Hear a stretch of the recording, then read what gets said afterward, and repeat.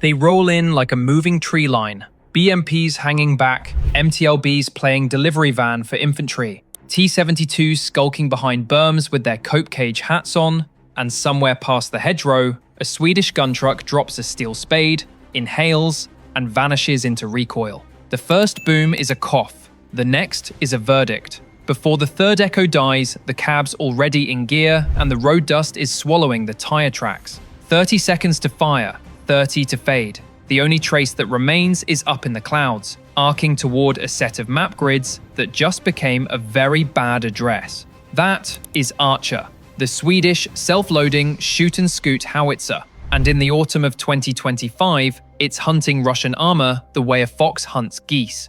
Fast, clever, and gone before the flock figures out what happened. Here's the headline, clean and honest. Ukraine does have Archers in combat, but not in mass. 8 Swedish systems arrived earlier and have been blooded on the line. More are funded and coming, but the big waves are phased. Stockholm's March 13th package authorized 18 newly built Archers for Ukraine, with deliveries starting in 2026. Then, on September 11th, Sweden greenlit another 18 for procurement, again as part of a larger, phased aid plan. Do the math, and you get a future Ukrainian Archer fleet of roughly 40-plus guns by 2026. But the keyword is future. For viewers tracking the here and now, today's punch is from a handful of systems. Tomorrow's will feel like a battery line stretching across the map. That difference matters when we talk effects. Why did Sweden build a howitzer that behaves like a getaway car?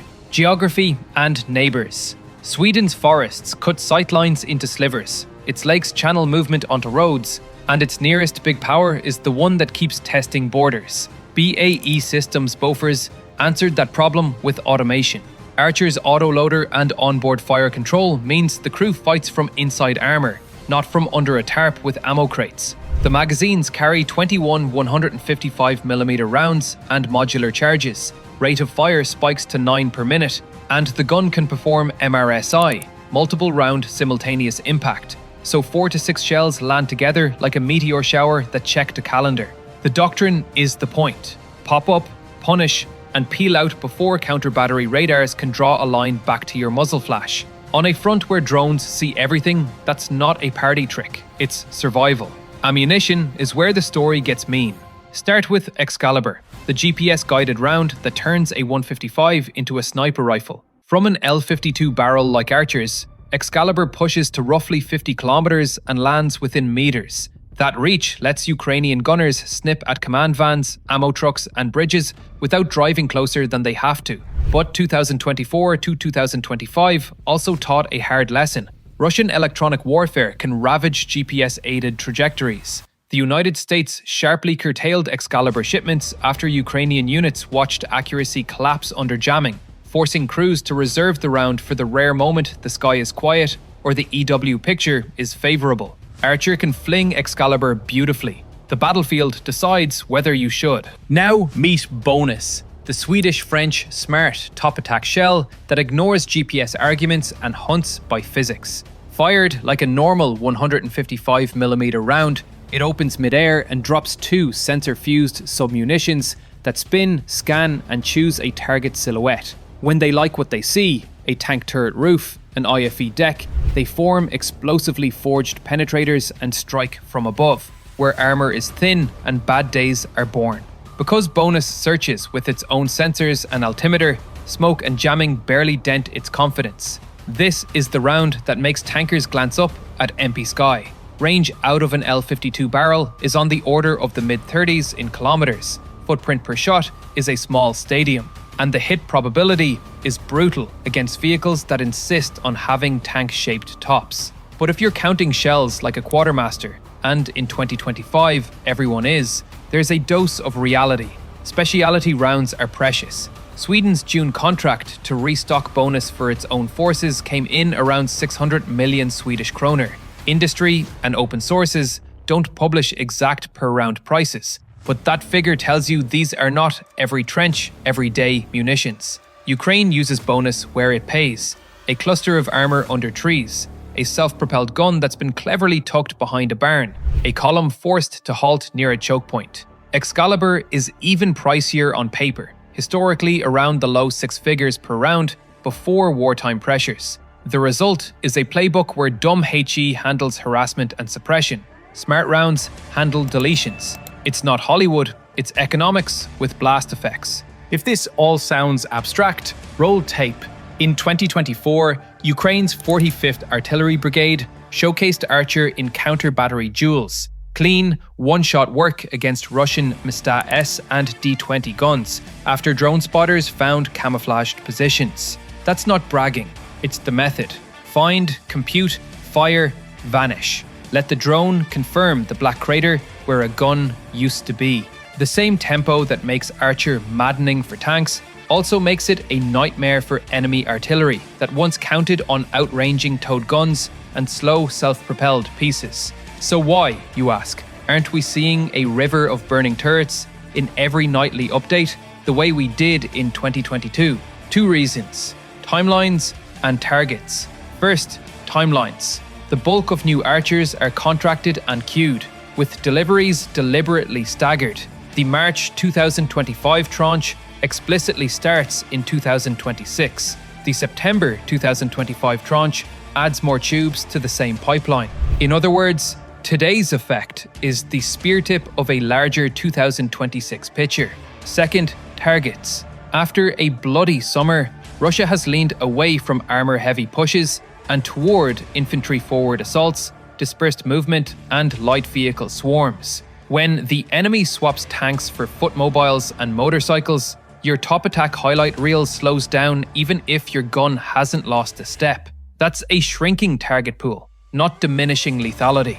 The attrition numbers reflect that shift. On October 12, 2025, Ukraine's General Staff reported roughly 1,240 Russian personnel eliminated in a single day, plus 10 artillery systems and only a single tank. Those ratios, lots of bodies, thinner armoured wreckage, track with a fight where drones, mines and artillery break up attacks before big formations can mass. It's not that Archers suddenly forgot how to break a platoon of T-72s. It's that platoons of T-72s have learned not to present themselves. When they do, smart sub-munitions still write the same flaming punctuation. Let's talk kill chains, because Archer is a node in a nervous system. Drones, cheap, mean, everywhere. Feed grids to fire control. Counter-battery radars like Arthur listen for enemy tubes spitting and slice coordinates back in seconds. Archer's inertial nav aligns the gun without calling for a survey team.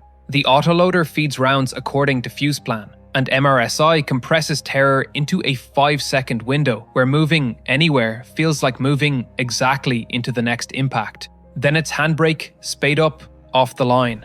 In the span of a TikTok, your convoy has been bracketed, your battery smacked, and the shooter is now 2 farm lanes away behind a barn that absolutely did not exist on your pre-war map.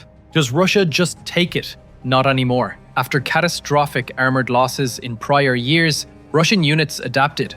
Small assault groups crept forward under drone umbrellas. Then even those took a beating. So 2025 produced an ugly mix. Some heavy pushes with dozens of vehicles to exhaust defenders, plenty of infantry forward attacks where metal stayed back, and a rise in odd mobility. Motorcycles, technicals, anything fast and cheap that splits your sensors and soaks up your ammunition budget. It's incoherent on a whiteboard, but it makes sense if your tank fleet is banged up and your EW is knocking guided rounds off their rails. The cost is manpower, and the daily casualty charts now say the quiet part out loud. Here is where Archer's personality pays the mortgage. Even when the battlefield squeezes the number of armoured targets, the Swedish truck still does 2 jobs exquisitely. It denies space, punishing staging areas, road junctions, and gun lines with rapid, accurate HE, and it deletes high-value steel when it appears. Bonus doesn't care whether a T-90M is under a smokescreen. It cares whether the top silhouette looks like tank. Excalibur, when the EW picture is permissive or when paired with offset techniques, lets you pluck a command post out of a factory yard like a splinter. The more Russia leans on infantry, the more it has to lash that infantry to artillery and logistics. Those are big, loud, vulnerable. An Archer was built to swat them, then leave before the reply. A quick sober word on costs and stocks, because a YouTube comments section always asks, if bonus is that good, why not use it every time? Because you don't put truffles on Tuesday spaghetti. Sweden's recent restock shows national inventories treat bonus like a scalpel, not a hammer. Ukraine is doing the same, expanding use as stocks grow, but saving smart rounds for targets worthy of smart money. Excalibur is pricier still, and currently more situational because of jamming. That's why you'll see patterns. HE to fix and frighten, smoke to force mistakes, bonus to finish where armor lurks, and, as conditions allow, Excalibur to snipe a brainstem at long range. In 2025, artillery is as much accounting as it is ballistics. And yes, there have been scratches on the archer myth. At least one Ukrainian archer took a loitering munition hit near Kupiansk. Reports suggested repair rather than total loss. A reminder that nothing with a wheelbase is invulnerable under a drone-thick sky. That's why doctrine matters. Archer's best armor is time. Less exposure, fewer seconds under eyes. It wins by denying the enemy the window to track, range, and strike a static signature. The crew's job is to make static signature a phrase that never describes them for more than half a minute. Let's zoom out. By late 2025, the front has stretched and frayed.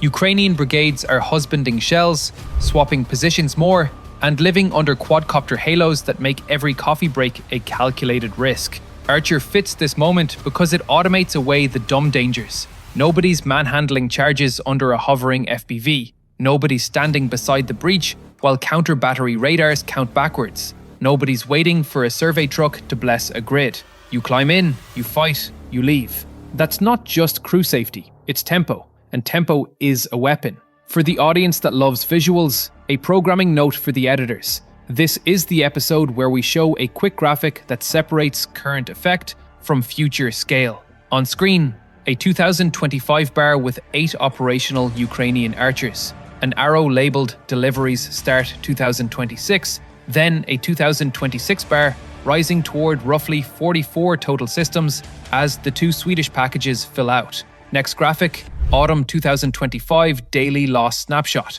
Lots of killed in action numbers.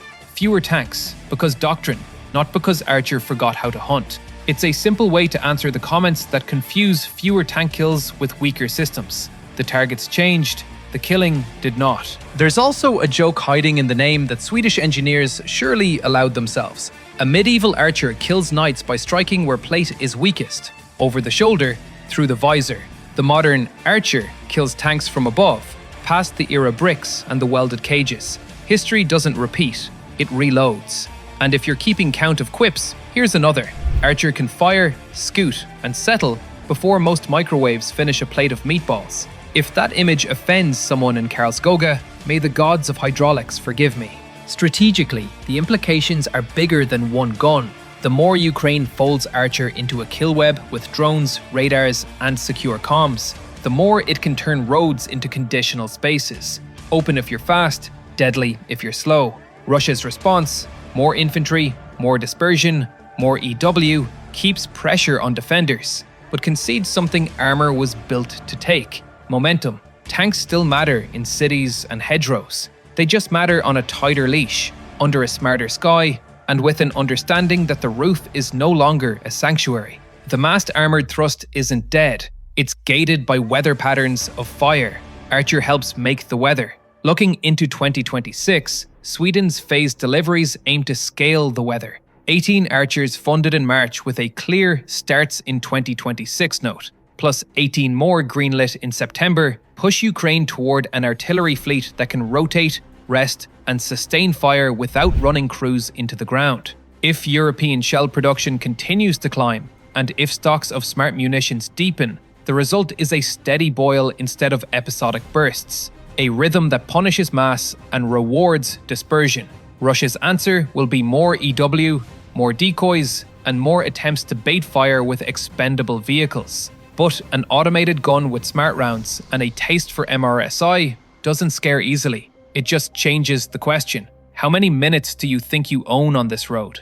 Because Archer's business model is stealing minutes. One last scene before we close. A column rolls at dusk, headlights blacked, drones whispering overhead. A recon quadcopter catches the glint of a barrel under a copse. The grid pings across an encrypted net. A truck you'll never see kneels behind a hedgerow. A magazine cycles. 4 rounds arc on 4 trajectories and land like a door slamming shut. Somewhere, a crew inside a steel box understands that the century where armor looked up and saw only weather is over. Now, the sky has opinions. So here's the question I'll leave hanging in the cool air of October. As Sweden's archers multiply and Ukraine learns to stack precision, tempo, and survivability into a single firing solution, are we watching the end of massed metal as a way of war, or just the end of massed metal that moves without asking permission from the sky? The answer won't be decided by speeches or headlines. It will be written in seconds, 30 to set, 30 to leave, and in the brief, brutal silence between an archer's last recoil and the moment Russian armor realizes the road ahead isn't a road anymore.